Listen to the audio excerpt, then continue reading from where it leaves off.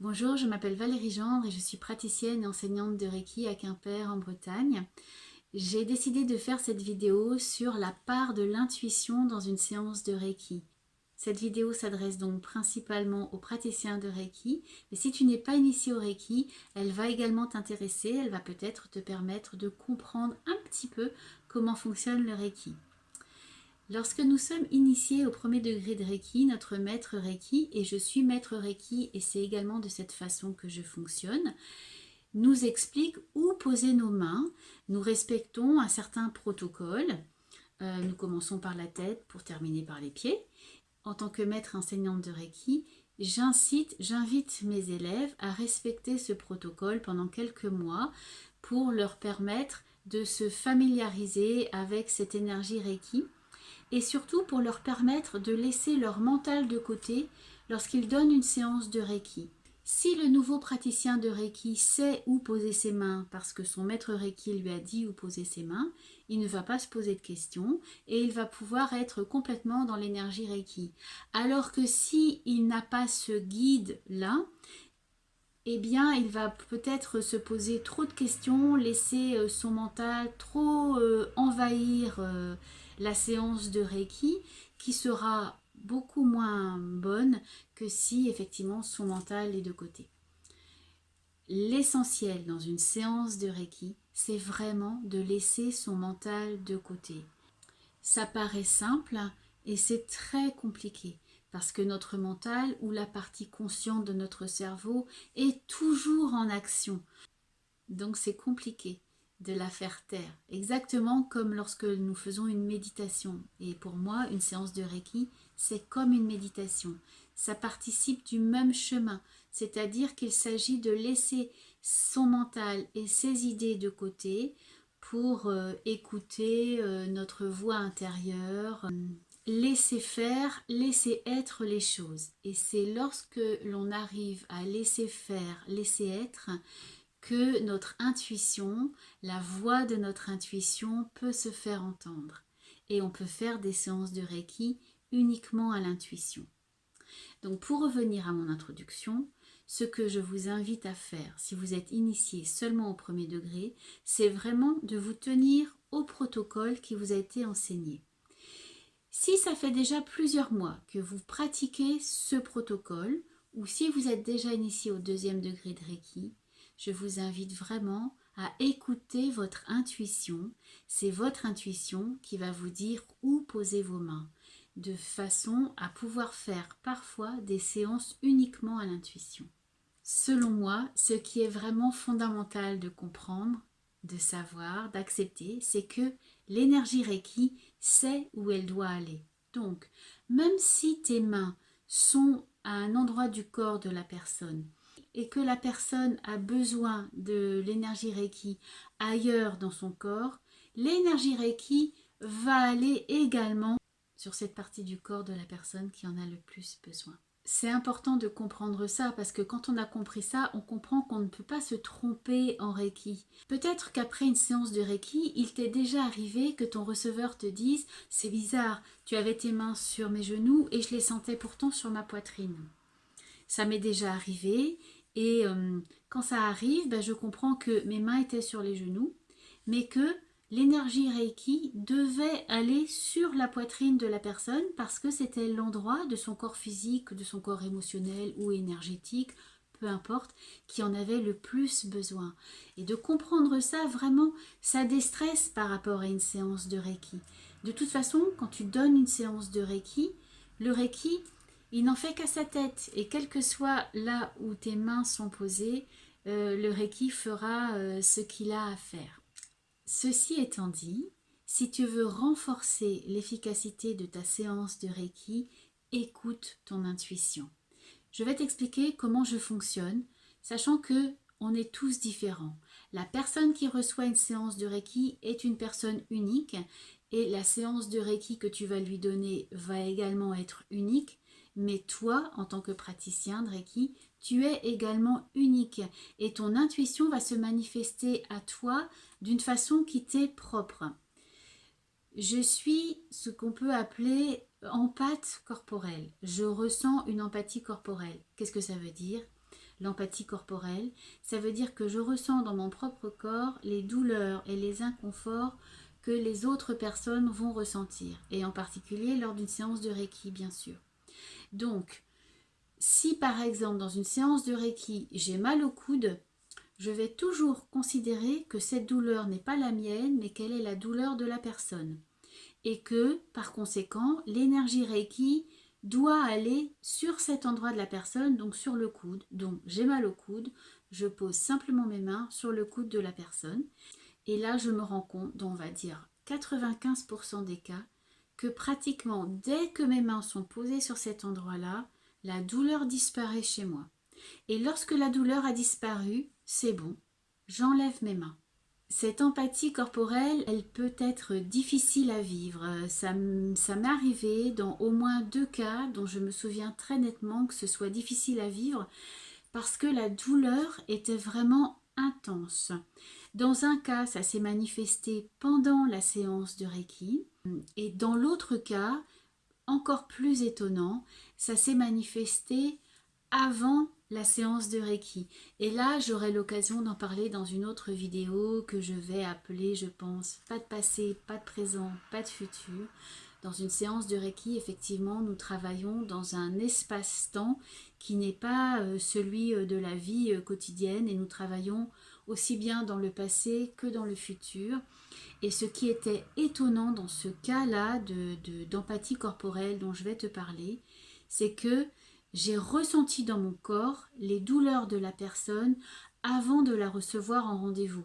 On avait rendez-vous le lundi et le dimanche, j'ai eu des douleurs très très fortes dans la hanche droite qui sont restées pendant toute une balade que j'étais en train de faire.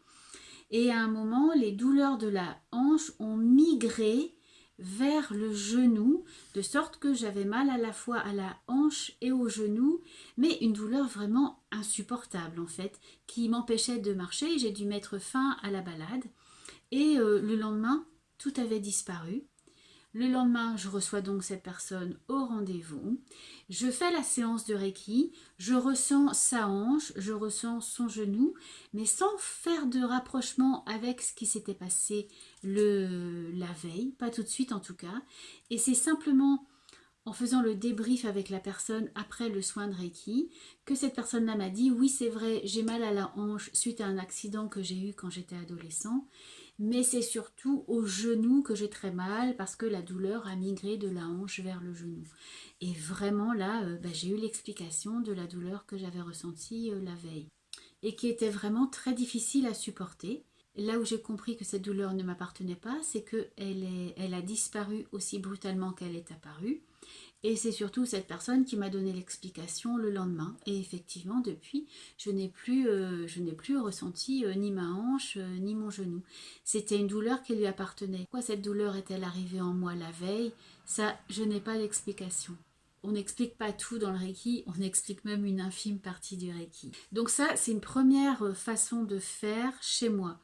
Cette empathie corporelle me permet de ressentir la douleur des personnes, les inconforts des personnes, et donc je pose toujours mes mains là où je ressens la douleur dans mon corps. Le plus souvent, la personne me confirme qu'effectivement, à cet endroit-là, il y a un souci.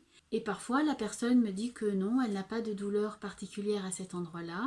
Ce que l'on dit, c'est que les symptômes, avant de se manifester dans le corps physique, ils se manifestent dans le corps énergétique.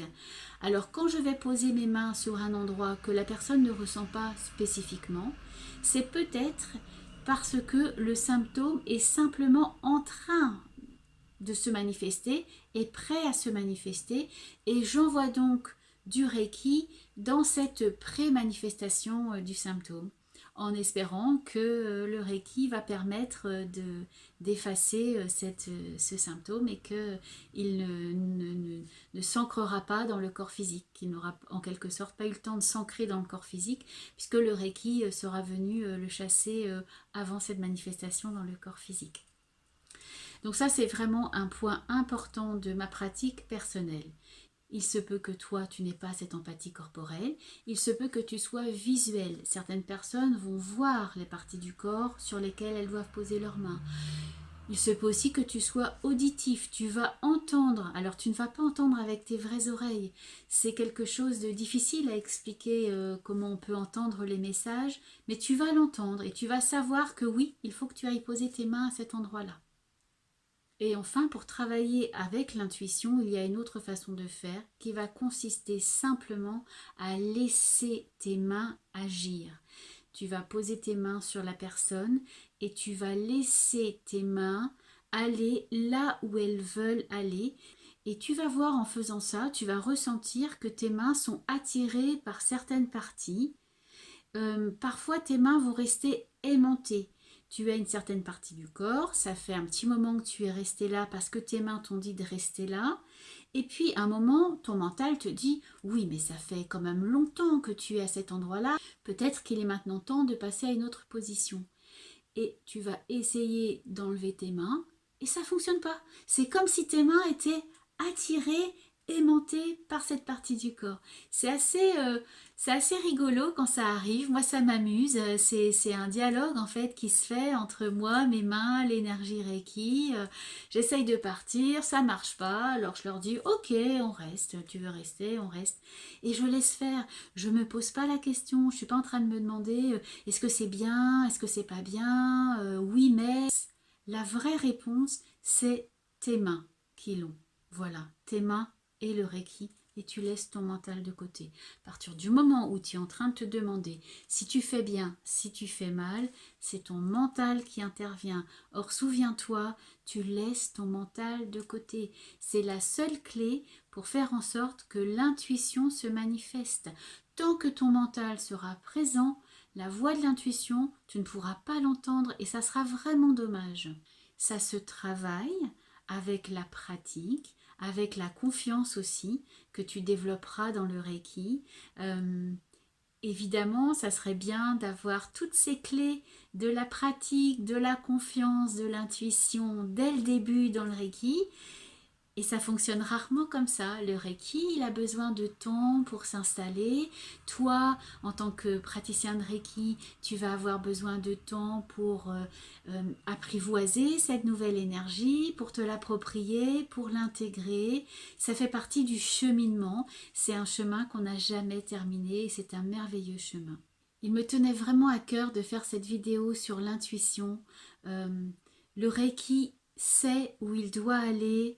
Et si tu laisses tes mains faire avec l'énergie Reiki, c'est comme une danse en fait. C'est une danse de l'énergie qui va se mettre en place, un joli ballet énergétique que tu vas effectuer autour du corps de la personne pour le bien-être de la personne qui reçoit tes soins de Reiki. Je t'invite vraiment à de plus en plus pratiquer avec l'intuition si tu ne le fais pas déjà, à te faire confiance. Je t'ai donné 2 pistes, l'empathie corporelle et le fait de laisser tes mains te guider. Tu peux aussi développer tes propres pistes, avoir tes propres pistes pour écouter ta voix de l'intuition. Et je t'invite bien sûr à laisser tes commentaires sous cette vidéo, à nous dire comment tu fonctionnes quand tu fais une séance de Reiki, est-ce que tu pratiques à l'intuition, est-ce que pour l'instant tu n'oses pas encore le faire, si tu pratiques à l'intuition, comment tu fais, si tu ne le fais pas, pourquoi tu ne le fais pas.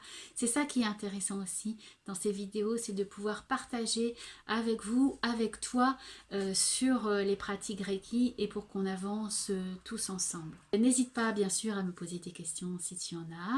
Si tu as aimé cette vidéo, mets un pouce bleu.